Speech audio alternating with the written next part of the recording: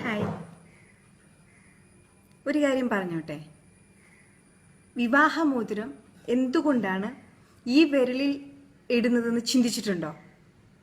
ഞാൻ ചിന്തിച്ചിട്ടുണ്ട്. ഞാനിങ്ങനെ അതിനെക്കുറിച്ച് എന്താണ് കാരണം, ഈ വിരലിലാണ് വിവാഹമോതിരം സാധാരണ അണിയുന്നത്, എന്തുകൊണ്ടാണ് ഈ വിരലിൽ നമ്മൾ പ്രിഫർ ചെയ്യുന്നതെന്ന് ഞാൻ ചിന്തിച്ചിട്ടുണ്ട്. അങ്ങനെ ചിന്തിച്ച് നടക്കുന്ന സാഹചര്യത്തിലാണ് ഞാൻ എവിടെയോ ഏതോ ഒരു ബുക്ക് വായിക്കാനിടയായി. അപ്പോൾ ആ ബുക്കിൽ പ്രതിപാദിച്ചിരുന്നൊരു പോയിന്റ് ഉണ്ട്. ഈ ചൈനക്കാരുടെ കണ്ടുപിടുത്തം ചൈനക്കാരുടെ വിശദീകരണം, വിവാഹമോതിരം എന്തുകൊണ്ടാണ് ഈ വിരലിൽ അണിയുന്നത് എന്നുള്ള ഒരു വിശദീകരണം ഞാനതിൽ കാണുവാനിടയായി. അതെന്നെ വല്ലാതെ സ്ട്രൈക്ക് ചെയ്തു, വല്ലാതെ സ്വാധീനിച്ചു. അപ്പം അതെന്താണെന്ന് ഇപ്പോൾ ഞാനത് പറയാൻ പോവുകയാണ്. നമ്മുടെ രണ്ട് കൈകൾ ഇങ്ങനെ എടുക്കുക. എടുത്തിട്ട് ഈ സെൻട്രൽ വിരലുണ്ട്, നടുക്കത്തെ വിരൽ പതുക്കെ മടക്കി ചേർത്തു പിടിക്കുക. മനസ്സിലായില്ല? നടുക്കത്തെ വിരൽ പതുക്കെ മടക്കി ചേർത്ത് പിടിക്കുക. എന്നിട്ട് ഈ എല്ലാ വിരലും ചേർത്ത് പിടിക്കുക. അപ്പോൾ നടുക്കത്തെ വിരൽ മാത്രമാണ് മടങ്ങിയിരിക്കുന്നത്. ശ്രദ്ധിച്ചോളൂ, ഈ നടുക്കത്തെ വിരൽ മാത്രമാണ് മടങ്ങിയിരിക്കുന്നത്, ബാക്കി എല്ലാ വിരലും നമ്മൾ ചേർത്ത് പിടിച്ചിരിക്കുകയാണ്. എന്നിട്ട് ഈ നടുക്കത്തിൽ വിരൽ അനങ്ങാതെ, മടക്കി പിടിച്ചിരിക്കുന്ന വിരൽ അനങ്ങാതെ ഈ തള്ള വിരൽ അനക്കി നോക്കുക. നമുക്കത് വിടർത്താൻ പറ്റുന്നുണ്ട്. കണ്ടില്ലേ? ഈ തള്ള വിരൽ നമുക്കത് വിടർത്താൻ പറ്റുന്നുണ്ട്. ഇതാണ് മാതാപിതാക്കൾ. മാതാപിതാക്കളെ പ്രതിനിധീകരിക്കുന്ന വിരലുകളാണ് ഇത്, തള്ള വിരലുകൾ. കാരണം ഒരു സ്റ്റേജ് കഴിഞ്ഞാൽ നമ്മൾ മാതാപിതാക്കളെ വിട്ടുപോകണം എന്നാണ് അവർ പറയുന്നത്. രണ്ടാമത്തെ കാര്യം, ഈ വിരൽ, ചൂണ്ടുവിരൽ നമുക്ക് വിടർത്താൻ പറ്റും. തള്ളവിരൽ വിടർത്തി ചൂണ്ടുവിരൽ. പക്ഷെ അപ്പോഴേക്കും നമ്മൾ ഈ നടുക്കത്തെ ഈ വിരൽ അനക്കാൻ പാടില്ല. മടക്കി വെച്ചിരിക്കുന്ന ഈ വിരലുകൾ അനക്കാതെ വേണം ഈ വിരൽ വിടർത്താൻ. ഇത് നമുക്ക് വിടർത്തുവാൻ പറ്റുന്നു. ഇതാരെ പ്രതിനിധീകരിക്കുന്നു എന്നറിയാവോ? ഇത് നമ്മുടെ സഹോദരങ്ങളെയാണ് പ്രതിനിധീകരിക്കുന്നത്. ഒരു സ്റ്റേജ് കഴിഞ്ഞാൽ നമ്മൾ സഹോദരങ്ങളെയും വിട്ട് പോകണം എന്നാണ് ഇതിൽ അർത്ഥമാക്കുന്നത്. മൂന്നാമത്തെ കാര്യം എന്താന്ന് വെച്ചാല് ചെറുവിരലാണ്. ചെറുവിരൽ കണ്ടില്ലേ? ചെറുവിരല് നമുക്കിങ്ങനെ വിടർത്തുവാൻ പറ്റും. ചെറുവിരൽ വിടർത്തണം. അപ്പൊ ഈ ചെറുവിരൽ എന്തിനാണ് പ്രതിനിധീകരിക്കുന്നതെന്ന് വെച്ചാല് ഇത് നമ്മുടെ കുഞ്ഞുങ്ങളെയാണ്, നമ്മുടെ മക്കളെയാണ് പ്രതിനിധീകരിക്കുന്നത്. അപ്പോൾ ഒരു കാലഘട്ടം കഴിഞ്ഞാൽ നമ്മുടെ മക്കളും നമ്മളെ വിട്ടുപോകും എന്നാണ് അർത്ഥമാക്കുന്നത്.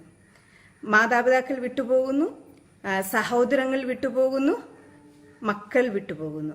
ഇനിയൊന്ന്, ഈ വിരൽ അണിഞ്ഞ വിവാഹമോതിരം അണിഞ്ഞ ഈ വിരലൊന്ന് അകറ്റി നോക്കിയേ.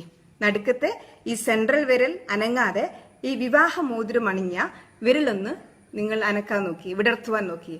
പറ്റുമോ നോക്കിയേ? എനിക്ക് സാധിച്ചിട്ടില്ല. ബാക്കി എല്ലാ വിരലുകളും എനിക്ക് സാധിക്കുന്നുണ്ട് വിടർത്തുവാനായിട്ട്. പക്ഷേ ഇതെനിക്ക് വിടർത്തുവാൻ ഒട്ടും പറ്റുന്നില്ല, ഒട്ടും സാധിക്കുന്നില്ല. മനസ്സിലായില്ലേ? കണ്ടോ, എനിക്ക് പറ്റുന്നില്ല. അപ്പൊ അത് നമ്മൾ വിടർത്താൻ നോക്കുമ്പോൾ ഇത് നടുക്കത്തെ സെൻട്രൽ വിരൽ വിടർന്നു പോകുന്നു. അപ്പൊ ഇതാണ് ചൈനക്കാർ പറയുന്നത്, ഒരിക്കലും നമ്മൾ പിരിയേണ്ടവരല്ല, ഭാര്യ ഭർത്താക്കന്മാര് പിരിയേണ്ടവരല്ല എന്ന് അർത്ഥമാക്കുകയാണ് അവര്. അതുകൊണ്ടാണ് അവര് ഈ വിരലില് വിവാഹമോതിരം അണിയുന്നത് എന്നാണ് അവർ കൊടുക്കുന്ന മറുപടി. ആരെങ്കിലും ചോദിച്ചാൽ അവർ കൊടുക്കുന്ന വിശദീകരണം. എനിക്കിത് വളരെ ഇത് തോന്നി, ഒരു ക്യൂരിയോസിറ്റി തോന്നി. ഇപ്പോൾ തന്നെ നിങ്ങൾക്ക് തോന്നുന്നില്ലേ ഒരു ക്യൂരിയോസിറ്റി? ഇപ്പോൾ തന്നെ നിങ്ങൾ ഒന്ന് ചെയ്തു നോക്കാനൊരു ശ്രമം തോന്നുന്നു ഇല്ലേ? ഒന്ന് ട്രൈ ചെയ്ത് നോക്കിക്കോളൂ. അപ്പൊ എനിക്ക് പറയാനുള്ളത് എന്താണെന്നറിയാവോ? ഇപ്പോൾ ഒരുപാട് വിവാഹമോചനങ്ങൾ നടക്കുകയാണ്. ഇപ്പോൾ ഒരുപാട് പ്രശ്നങ്ങൾ കുടുംബജീവിതത്തിൽ നടക്കുകയാണ്. പക്ഷെ ഇതിനൊക്കെ നമ്മളൊന്ന് മനസ്സിലാക്കേണ്ട ഒരു കാര്യമുണ്ട്. മരണം വരെയും നമ്മോടൊപ്പം ഉള്ളത് മക്കളോ സഹോദരങ്ങളോ അപ്പനോ അമ്മയോ അല്ല. എൻ്റെ ഭർത്താവാണ് എൻ്റെ കൂടെ എനിക്കുള്ളത്, എൻ്റെ ഭാര്യയാണ് എൻ്റെ ഒപ്പം എനിക്കുള്ളത്. മരണം വരെയും എൻ്റെ കൂട്ടായിട്ട്, എൻ്റെ കാവൽക്കാരനായിട്ട്, എൻ്റെ കാവൽക്കാരിയായിട്ട് അവളാണ് അല്ലെങ്കിൽ അവനാണ് കൂടെയുള്ളത്. ആ ബോധ്യമാണ് നമ്മളിൽ ആദ്യം ക്രിയേറ്റ് ചെയ്യേണ്ടത്. പക്ഷെ നമുക്ക് ഒരുപാട് പ്രശ്നങ്ങൾ ഉണ്ടാകാം കുടുംബജീവിതത്തിൽ, അത് സ്വാഭാവികം. കാരണം ഞാൻ ജനിച്ചു വളർന്ന സാഹചര്യത്തിലല്ല എൻ്റെ ഭർത്താവ് ജനിച്ചു വളർന്ന സാഹചര്യം. അതല്ല എങ്കിൽ എൻ്റെ ഭർത്താവ് ജനിച്ചു വളർന്ന സാഹചര്യത്തിലല്ല ഞാൻ ജനിച്ചു വളർന്നത്. അപ്പോൾ രണ്ട് സാഹചര്യം, വ്യത്യസ്തമായ സാഹചര്യങ്ങളിൽ നിന്നും നമ്മൾ ഒന്നിച്ച് ജീവിക്കുമ്പോൾ ഒരുപാട് പ്രശ്നങ്ങൾ ഉണ്ടാകും. പക്ഷേ അവിടെ എന്താ വേണ്ടതെന്നറിയാവോ? നമുക്ക് ക്ഷമിക്കാനുള്ള കഴിവും വിട്ടുകൊടുക്കാനുള്ള കഴിവും. പലപ്പോഴും നമ്മൾ ചെറിയ പ്രശ്നങ്ങൾ വരുമ്പോൾ വിട്ടുകൊടുക്കുമ്പോൾ നമ്മൾ എന്താ ചിന്തിക്കുക? അയ്യോ, ഞാൻ കുറഞ്ഞു പോവുകയാണോ, ആള് വലുതാവുകയാണോ എന്നൊരു തോന്നലാണ്. ഇതൊക്കെ വൃത്തികെട്ട കോംപ്ലക്സ് ആണ് നമ്മൾ വിട്ടുകൊടുക്കുമ്പോൾ അല്ലെങ്കിൽ നമ്മളൊന്ന് ക്ഷമിക്കുമ്പോൾ നമ്മൾ തോക്കുകയല്ല ചെയ്യുന്നത്, നമ്മൾ ജയിക്കുകയാണ് ചെയ്യുന്നത്. കാരണം നമ്മളല്ലേ ജീവിക്കേണ്ടത്. ആരെങ്കിലും വന്ന് നമ്മുടെ ജീവിതത്തിൽ ഇടപെടുന്നുണ്ടോ? ഇല്ല. ഭാര്യയും ഭർത്താവുമാണ് ജീവിക്കുന്നത്. അപ്പൊ ആ രണ്ടുപേർക്കിടയിൽ ആരെങ്കിലും ഒന്ന് വിട്ടുകൊടുത്താല്, ആരെങ്കിലും ഒന്ന് തോറ്റു കൊടുത്താല് ജീവിതം സ്വർഗമാകും. അത് മനസ്സിലാക്കാതെയാണ് നമ്മുടെ ചീപ്പ് കോംപ്ലക്സ് എടുത്ത് മുറുകെ പിടിച്ചുകൊണ്ട് നിൽക്കുന്നത്. അങ്ങനെ വരുമ്പോഴാണ് ജീവിതത്തിൽ പ്രശ്നങ്ങൾ ഉണ്ടാവുക, കുടുംബജീവിതത്തിൽ പ്രശ്നങ്ങൾ ഉണ്ടാവുന്നത്. മക്കള് ഒരുപാട് ബാധിക്കുന്നു. ഇതെല്ലാം മക്കള് വഴിതെറ്റി പോകുന്നു ഈ കാരണങ്ങൾ കൊണ്ട്.